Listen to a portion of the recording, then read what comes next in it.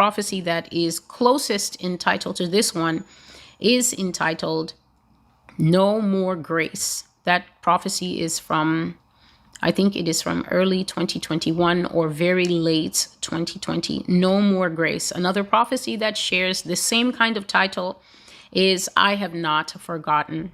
I have not forgotten. And I think that prophecy is from 2021. So today's message is God showing how there is a long history of spilling blood in the United States. I have been currently dealing with the Lord's judgment for the sin of slavery in the United States, and that is also contained in this message, but also themes of violence and war. And the Lord has brought back as a teaching point a prophecy and a message that I covered several years ago that is called the Mother of Seven. And that prophecy turned around the passage, Jeremiah 15, which I will cover on camera here for at least the second or the third time. And so God is looking at the blood that has been spilt in America and how there seems to be this mindset that when blood is spilt, all you need to do to heal the spilling of blood is for time to pass. So all we need to do is the generation that shed the blood can pass on. So they have gone to their graves. And then what happens is people believe that as time rolls on, by the natural movement of time, the spilling of blood is healed. And yet, as God has been talking about, for instance, the many millions of babies that have been aborted in the United States, as well as to her account, please understand, to the United States spiritual account, every baby that has been aborted in a U.S. backed or a U.S. established or a U.S. funded or a U.S. supported abortion clinic overseas will also be added to America's account. So whether that abortion clinic was set up such as Marie Stopes, I think it is, in South Africa, or whether it was set up in South America, wherever U.S. funds have flowed to support the practice of cutting children out of the womb, a practice that is so pervasive here in America that women go out into the streets to demonstrate for their right to essentially kill and murder new life that God is trying to bring into the world. Those crimes fall upon America's head, and the Lord calls her a nation of bloody skirts.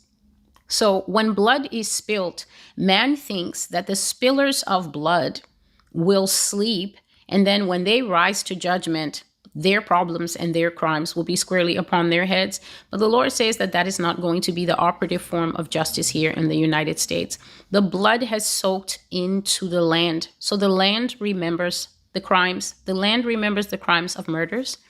The land remembers the crimes of people who have been sexually, ritually abused and then killed and eaten or sacrificed and murdered. If you are a foreign person and you're listening to this in somewhat unbelief, there is an entire cache of prophecies for you to watch under the label, the Sin series, where God has laid out all of America's crimes, such as human sacrifice, such as consuming human flesh, such as cannibalism that takes place here, such as the rape and assault of minors, and femicide, which is the very high rates of female murders that occur here. Not that men also don't get murdered. And so all that blood has piled up. And God spoke in one old prophecy about how America was depicted to me. It was a live prophecy prayer call. I was on the line praying with others, and I was seeing America depicted as a very old lady carrying a bag of bones on her back. And those bones were very, very, very, very, very old. And this woman still thought that she was very beautiful and vivacious, but she was actually so aged in her sin and so aged in her rebellion that she was very hideous. She was what we call a crone. She was a hag. She was a very ugly woman, aged and twisted because of her actions.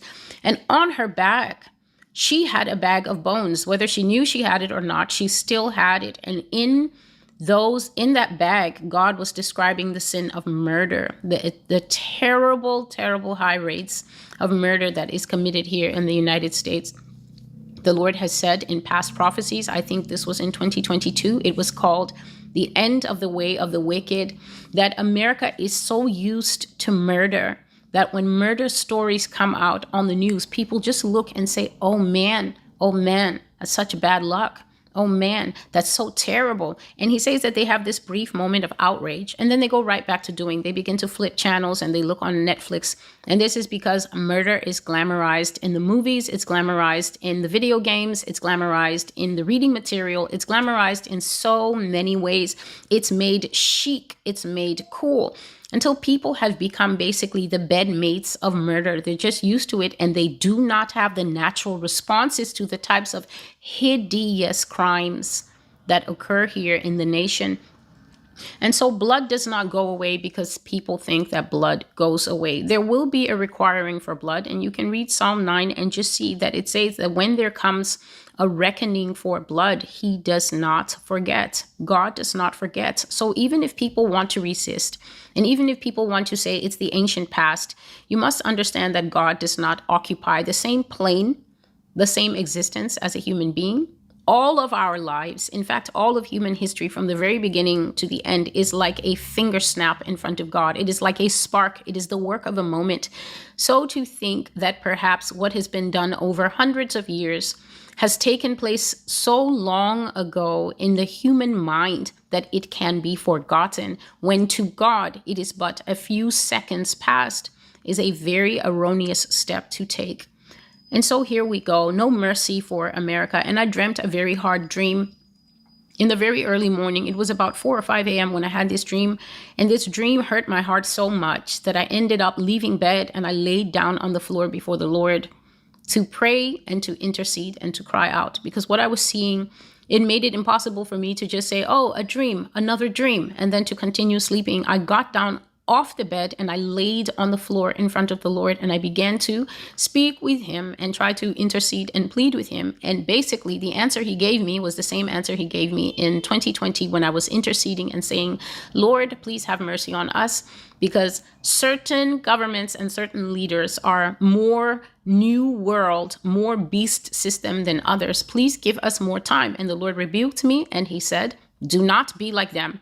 Do not be like them who constantly ask me for more mercy, and they constantly ask me for more time. And all they do with the mercy and all they do with the time is sin, sin, sin some more. And they become steeped in iniquity. They dirty their robes. They become even more filthy than the last time I showed them national mercy. Do not be like them, Celestial, and do not come before me on behalf of this country anymore to ask for mercy on their behalf. And so, of course, I took it to heart because I respect God. I'm not trying to go into the presence of the Lord and disrespect him, like so many people do when they hear these prophetic words, gathering into their groups to mock what they do not understand and to critique what they cannot do. And all I know from the things that God has told me is that every word is recorded by the watchers who watch this earth, and there will be an accounting for every word spoken on the final day. So that is not my concern. So when I laid down before God, when I came out of this dream to intercede, he told me that he will not have mercy and he will not forgive or forget or erase a single thing that has been covered on the blog already. I'm speaking very candidly here because God has been telling me very strongly not to leave out a single thing that he is saying to me. He says, bring out everything that they can have complete understanding. And so he says that he will not forgive. And here is the dream that I had. Please excuse the noise. I dreamt that I was sitting at my laptop and I was engaged in online shopping, but I was in a very different type of store. I saw that I was in this store and I was trying to buy mercy and forgiveness for America. So I was trying to purchase mercy and forgiveness for the United States. But they were sold out throughout the entire online store. And everywhere I try to seek them in the various, when you're online and you're looking for products and things like that, you try to search for the product maybe by letter. So you would try to put in the letter M and then see all the products that would come available on the page and look and see, do they have mercy or do they have forgiveness in this store? But they were marked everywhere currently unavailable. And I looked throughout this whole store, and this store was very strange because it was selling everything conceivable under the sun, including things that you would think cannot be cannot be sold. And so I really believe that this was the store of the Lord, the Father's store where all things can be found. Because things that were in that store, I saw items such as good soil. I saw items such as fresh water.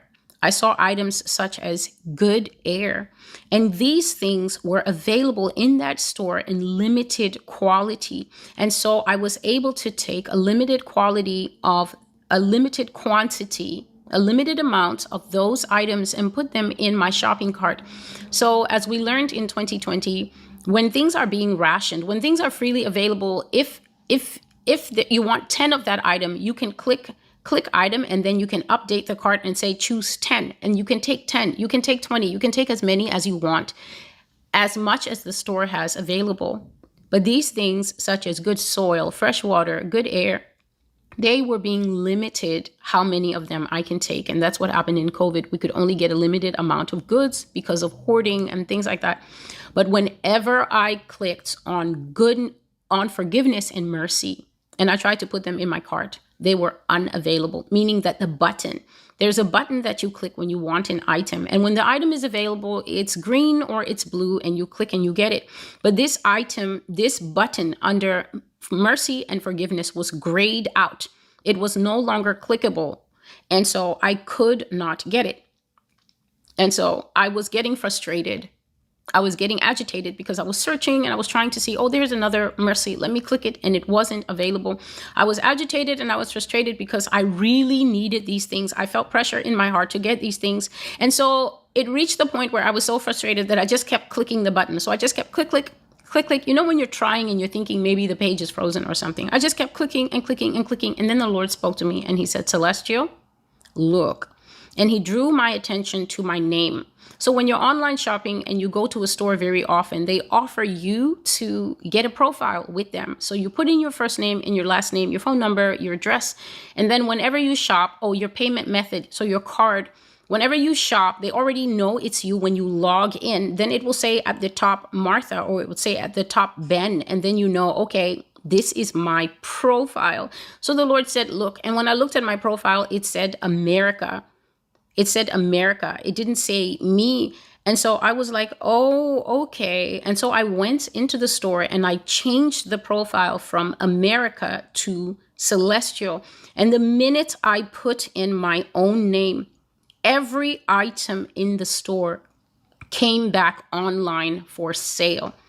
So the entire dashboard of the store changed because I changed my name up there from America to Celestial. When I put my name in and I logged in as myself, I saw that every item in that store was available for sale in unlimited quantities, including, these are the items I saw: health, long life, peace, hope, joy, and many other things that had been marked unavailable or not in stock when I was logged in as America. And I was sad. I said, Lord, now I see these things are not available for America. But still, I went back and I changed my name from Celestial back to America just to check, just to be sure.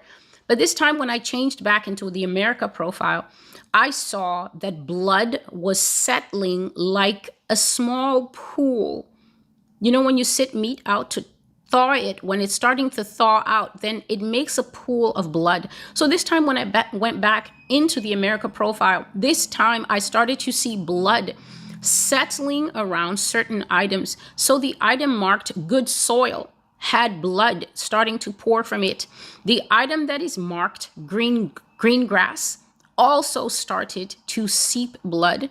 The item that was marked rivers, lakes, and oceans also had blood coming from it. And now I'm seeing blood starting to pool and drip from these items in my computer. And I became scared because it looked, just like a horror movie. So I moved back from the laptop and I stood up. I moved back from the table completely and I stood up and I said, what is going on here? What is going on here? But the voice of the Lord said, look. And then I looked into the laptop. So please try to follow along with me. Items are seeping blood and it takes me by surprise. And I push back and I stand up and I say, what is happening? And the Lord's voice says to me, look. And The online store is still on my computer, but now it's like I'm seeing into my computer past the store. And this is what I saw. I saw many young people, still ranging in age from quite young, maybe 8 years old or 10 years old, all the way up to young adults in their mid-20s. I saw them sitting on couches, and I saw them sitting and slouching on loungers, and some of them in bed. And they all had headsets on, and they had this eerie blue. It's the computer light. It's the reflection from a computer or the reflection from the TV. So you get that blue cast or that white cast on their faces. And most of them were sitting in front of really large TV screens, and they were playing these murderous video games. So the only one that can come to my mind right now is Grand Theft Auto. But here in America, there are thousands of very violent games where people go in and your job is to get a mission done. But to get that mission done, you have to slaughter a lot of players. You have to slaughter other players. And some of these games, I think it's Sony. Now you can get together with your friends and form a team, and you all can talk to each other in the headsets in real life. So you talk to each other like a phone call, and you get together and you can chat as you're killing people and things like that. And so I saw them playing so many games of violence, and they just kept shooting people while they were talking to each other through the TV. And they were all connected around the world. This is not only here in America. Friends were playing from around the world, and they were connected by games of violence and killing. And God was showing me the careless way that young people have grown up in the tradition of murder until they're used to it, because the games that they play is bloodlust, where they simply destroy living objects, whether it's animals or people or dragons or whatever it is. He says that they get so used to playing with weapons and shooting characters that in real life, life starts to have no value to the players. Meanwhile, in the front, the online store was now pouring blood. It was no longer blood starting to just drip a little bit. I now saw America's seas, America's lakes, America's rivers, America's good soil, and America's green grass pouring out blood. So now a river of blood began to pour. And right in the middle of that, the Lord spoke. He said, I will never forgive them for the debt of slavery, for the untold murders, for the unborn babies, and for those who lost their lives in their wars. I will not forgive them. African American blood should not have been spilled. It is sacred. Native American blood should not have been spilled. It is sacred. It cries out from the ground and the fields and the green grass of America, a people of anguish and agony who died without a legacy. They were murdered. They were deceived. And I will not forgive. The debt must be repaid. And at that point, I woke up from the dream and I went down on the ground from my bed before the Lord. Because I know from studying my Bible, I know that lying down flat on the ground before God is a great sacrifice of intercession. Even in the old days when you would fall down before the king to implore the king, this is a sign of great distress, and this is a sign of greatly humbling oneself to ask for mercy from one who has higher authority and power. And so forget about the time that I was having this dream and forget about the softness of bed. I got down on the ground and I laid down flat before God. And I said, Lord, please. So I said that a few times, Lord, please. And I said other things. I spoke to him, but the answer came back from him very clearly. There can be no atonement for this wound. This wound is incurable. The debt must be repaid. Blood was shed. Their blood will be shed in return. And I covered this in the prophecy Diaspora, where God says that the African Americans and the Native Americans were struck a very fatal blow. It was the kind of blow, he says, that goes to the heart. And he says that that wound has not been cured in the hearts of these people. That wound has not been cured in the hearts of these people. And he says their wound, the wound that these people are carrying, is upon him also. And he says that he will answer the United States back for this wound. And so I had read Jeremiah 14 the night before because God was showing me certain things in it. And when I read that passage, which I recommend that others should read, I was very heavy-hearted because Jeremiah 14 is the passage where Babylon fell, where Israel fell to Babylon, who was holding them siege at that time. So they refused to obey the Lord, to repent when Jeremiah was preaching to them all those years. And they also refused to listen when Jeremiah was telling them that when your captors come, you are not to resist them. Don't resist them. Don't fight them. God is saying that if you acquiesce to their demands, they will be kind to you. And they were like, who told you that we will ever give in and anything? And then the place fell and the captivity was total. They came and they encircled the place. And when they entered Jerusalem, they killed very many people. I've spoken of that before. They killed very many people because of the anger that they had for being kept outside the city for so long. And so when I read that passage, obviously I slept with a heavy heart. And so when I was interceding before the Lord on the floor, that passage that I'd read just a few hours before was coming back to me. And the Lord started to say some things that are in that passage. And he was saying to me, do not pray for them, because they follow false prophets who tell them that they will see peace when I have no peace with them. And nobody needs me to express that is greatly here. I have warned people many times in other countries that if you are a foreigner and the best you can do to so-called grow your Christian faith is to follow American pastors and American theology, just know that you're preparing yourself to go straight into hellfire, along with most of the people who believe the watered down, blaspheming, apostate Kool-Aid that is taught here as faith, that is taught here as Christianity, a very permissive gospel that has caused the people of the United States, by and large, to cast off all restraint. They live with untold amounts of sin, and yet they live with this amazing confidence that truly closes my mouth, an astonishing confidence that they are heaven ready, that they're just 2 steps away. Some of them believe that they're just 1 step away from meeting the Lord, and they are perfectly fit to meet God. And yet this is a highly corrupt system of fake Christianity that has poured out filth into many chalices, many cups of the religion that people practice around the world. America's deception is complete and total. It is very hard to find pastors who preach the true word, who actually understand God and present him without caveats before the people. And to think that others around the world use American Christianity as the height. Pastors around the world hope to be like T.D. Jakes and Joyce Meyer. They pray to be like Kenneth Copeland and Creflo Dollar. And so they model themselves on the people that God has judged here already and said he will tear them down from their high positions.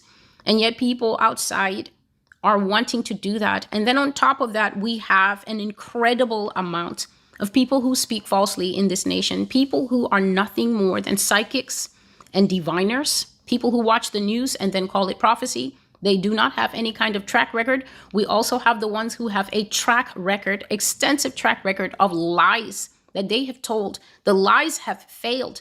But instead of seeing that the test from the book of Deuteronomy is that when they speak falsely and the vision doesn't come to pass, you are to depart from these people because they have spoken falsely. God has not sent them to the people, but instead the people help the false prophet gather the pieces together and say, we're all human, and we miss it because they are poorly taught. They're also extremely rebellious, and they also have itching ears. And so they believe in a system of prophecy where the prophecy can fail, and then they'll be like, no, that's okay, buddy. You'll get it right next time, because they do not understand that prophecy is God-breathed, that prophecy is actually of the Spirit of the Lord Jesus Christ himself, and that when true prophecy is coming into the earth, it's not about your feelings, and it's not about your earthly perceptions, and it's not about how you want to take it. It is God expressing himself, and you are supposed to listen and take these things back to the prayer altar in order for God to minister them to your spirit. It is the spirit that receives prophecy. But people in America love false prophecy. And as a result, because of their lust to be lied to, the liars have multiplied like mushrooms. And so the Lord was telling me, as I was down on my face, getting ready to pour out another good hour for a people who are like bricks on the inside, like rocks and stones and a bag of nails melted together into one big nail. He told me, do not pray for them because they love false prophets. The false prophets tell them that